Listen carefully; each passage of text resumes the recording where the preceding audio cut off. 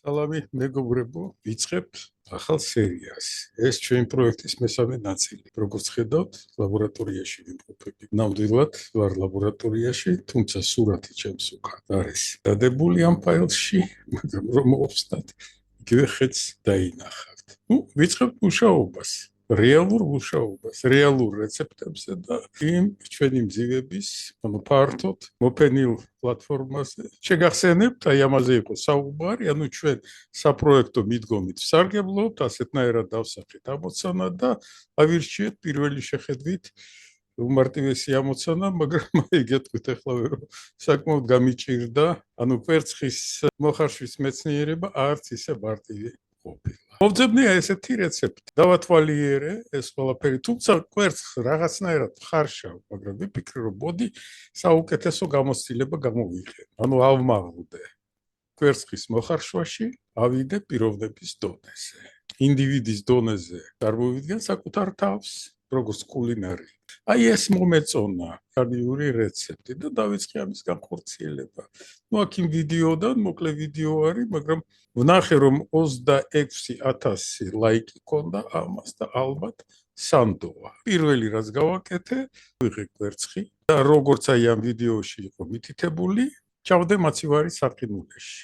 2 წუთი მაცივრის საყინულეში. ზუსტად ჩავრთე ტაიმერი მობილურ ტელეფონზე და დავიწყე დროის ათვლა. დროის, ზომის და რიცხვის ცნება გამოვიყენე ძალიან დიდი სიზუსტე. 2 წუთის შემდეგ გამოვიღე ეს კვერცხი, როგორც იყო მითითებული და ჩავდე ჭიქაში. ჩავასხე მდუღარე წყალი და 1 წუთი გავაჩერე, რეცეპტის მიხედვით ეს კვერცხი უნდა ყოფილიყო მოხარშული. 1 წუთის შემდეგ გამოვიღე, ველოდებოდი აი ასეთ შედეგს, როგორც ვიდეოში იყო მითითებული. ავიღე კოვზი, გავტეხე კვერცხი და დამხვდა სულ სხვა რაღაცა. ეს არის აი ჩემი ექსპერიმენტის შედეგი. ნახეთ, ჩემი კვერცხი არ მოიხარშა. არ ვიცი რატო. ფერი იყო რაღაც შუაში, თუ მხოლოდ იტალიაში შეიძლება იყოს რაღაც პირობები, რომ კვერცხი მოიხარშა. მივიღე აი ასეთი უცნაური შედეგი და აი ეს არის. აი მაშინათვე გამახსენდა ჩვენი ერთ-ერთი საუბარი, ჩვენ ალგორითმული აზროვნებით რაღაცებს ვაკეთებდით. აქედან გამომდინარე უნდა გამიჩნდეს დასკვნის ვარიანტები. აი სულ გადავთვალე ეს ყველაფერი, შევხედე, გადავხედე, დავიწყე ფიქრი.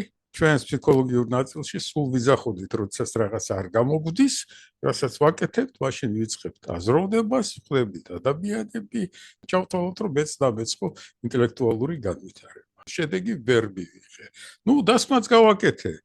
გარკვეული დასკვნა, დავიწყე ამაზე ფიქრი, აი დასკვნის ვარიანტებს გადავხედე, გაკვირვებული და გავიხსენე ის 6 შეკითხვა, რომთაც უნდა ვისარგებლოთ მაშინ, როდესაც რაღაცას ვიკვლევთ, იმიტომ კვლევა დაისახა აშკარად, რატომ არ გამომივიდა. ხო, ადამიანი გავხდი, ცნობიერება გაიღვიძა და აი ასეთი დასკვნაც გავაკეთე პირველ ბიახლოვებაში.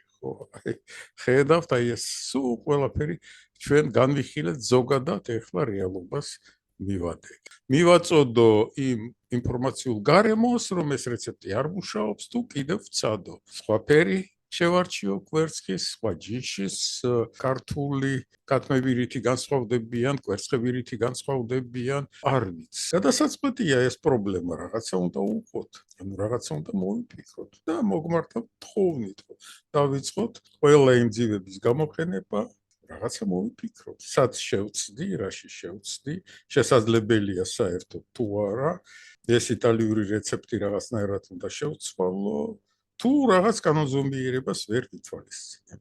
პირველი ჩემი ცდა უშედეგოდ დამთავრდა, მაგრამ ინტელექტი გაიღვიძა ჩემში, ცნობიერება გაიღვიძა და ამიტომ მოგმართავთ დახმარებისათვის.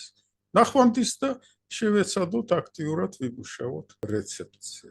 თუ ხერხდება, მოვახერხოთ მისი ადაპტაცია, თუ კანონზომიერებას რაღაც ფუნდამენტურ კანონზომიერებას ვერ ვითვალისწინებ, რაღაცას უნდა მიმართოთ, ისაც ესმის ეს ყველაფერი. დიდი მადლობა ყურადღებისათვის და მოდით დავიწყოთ აქტიური მუშაობა, რათა ეს ამოცანა ან პრობლემა გადავწყვიტოთ. ნახვამდის და ველოდებით თქვენს დახმარებას.